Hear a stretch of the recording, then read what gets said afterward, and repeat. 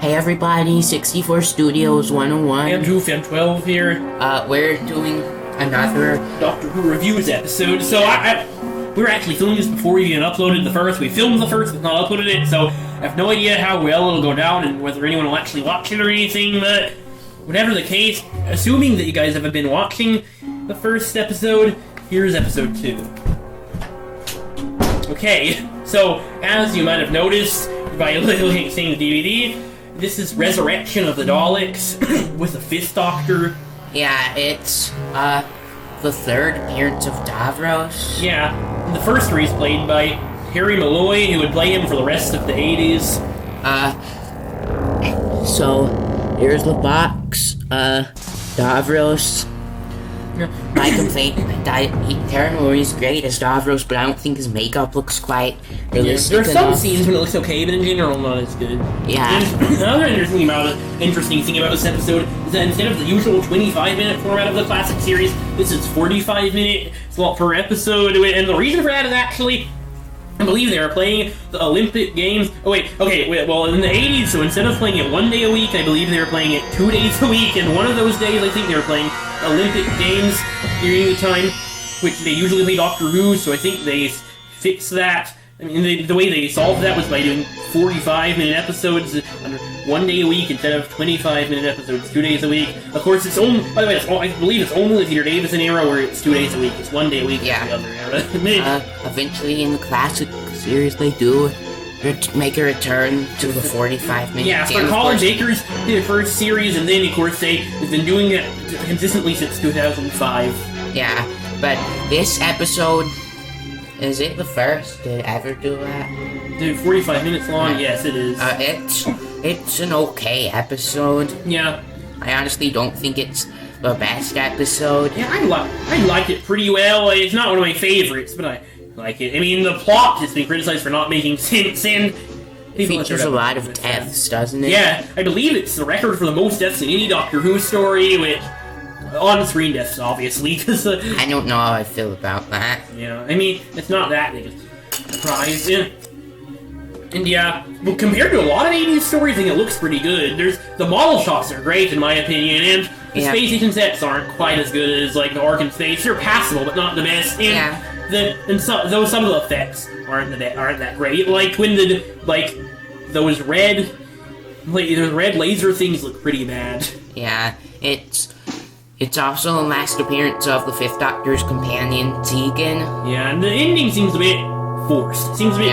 It's kind of sad, but it's also forced. Yeah, no, it's not as sad as, say, Susan's Farewell. Or Adric. Yeah, Adric is sad. Yeah, pretty sad. I feel like they could have made it sad. Yeah, they should have. Yeah, and also most of the New Who departures were sad. Yeah, they like having sad departures. Yeah, they did it a lot in the 60s, like, see, all through Jamie and Zoe. Then they sort of went less sad. It was the 70s you got it sometimes. Yeah. Then they brought it back to a new series, but this is about Resurrection of the Daleks. It's not about the history of companion departures. I feel like this is sort of almost a sequel to Destiny of the Daleks, which in turn is a sequel to Genesis of the Daleks. Davros gets, like, put in suspended animation for 90 years, so this takes 90 years after Destiny of the Daleks. Yeah. It also, they reintroduced the war with the Movellans, which has introduced in Destiny. This sort of takes place more after the war. Yeah, the Movellans apparently developed a virus. Yeah, there's been a lot of Dalek casualties because of that. The virus they break out Davros from his suspended animation, and they get him to help them. Like they want him to find a cure for the virus. Yeah, and that would have been enough plot when they bothered to add in the part about wanting to create a Doctor clone and clones his companions to assassinate the High Council of Gallifrey. That part of the plot. Necessary. Yeah, I think that's what people are thinking of when they say it doesn't make sense. Yeah. This continues the tradition from Alaska stories of having some phenomenal Davros scenes. Yes, really. Every Davros story actually has some great scenes, and this is not an exception. Because there's a scene, it's on the Doctor Who YouTube channel if you want to look for, well, not the whole thing, but part of it is on the Doctor Who YouTube channel where the Doctor comes and, in his saying, I don't come as your prisoner, Davros, but your executioner.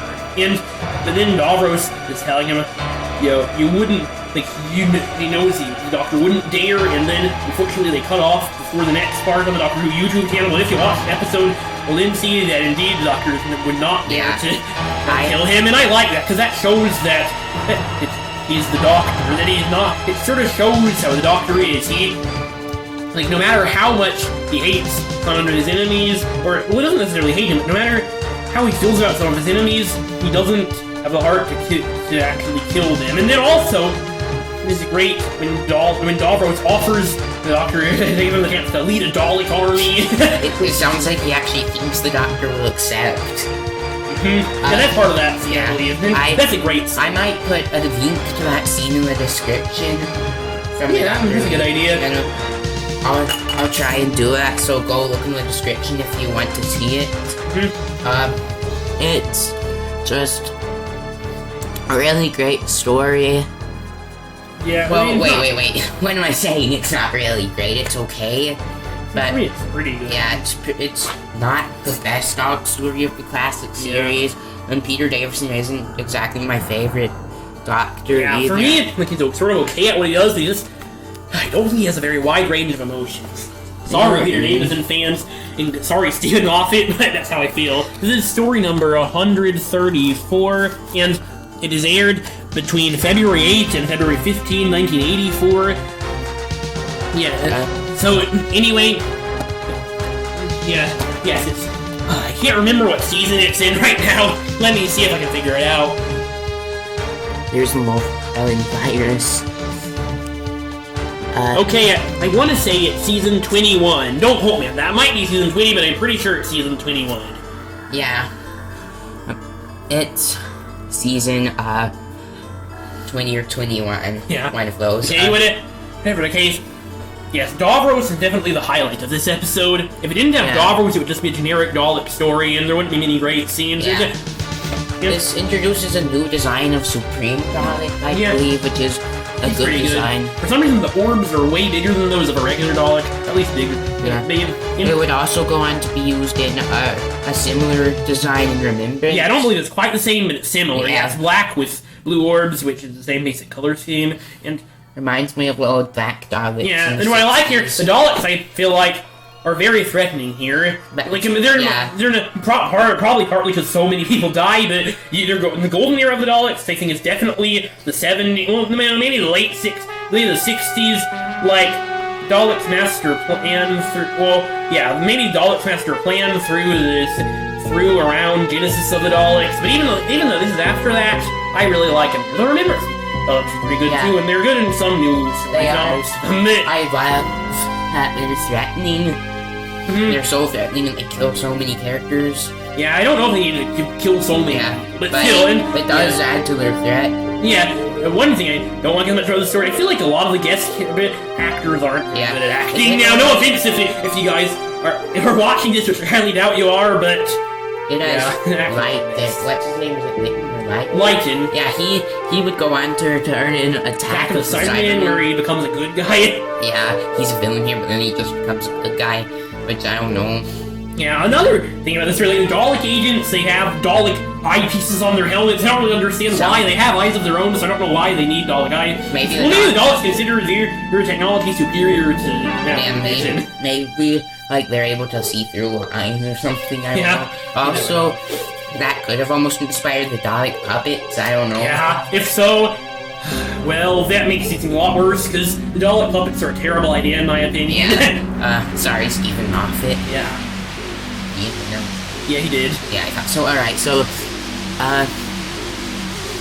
I would probably give it a 6 or 7 out of 10, because while it's not great, it is a fairly good story. Yeah, I'm leaning towards 7. I'd almost be tempted to give it an 8, but it's not quite 8 good. So if I had the choice to give it in between, maybe I'd give it like 7.5. But I want to stick to whole numbers. So even though that technically would round to 8, I feel like I'd rather give it a 7. So Eric Sayward wrote it, which he's sort of known for killing a lot of people and doing violent stuff.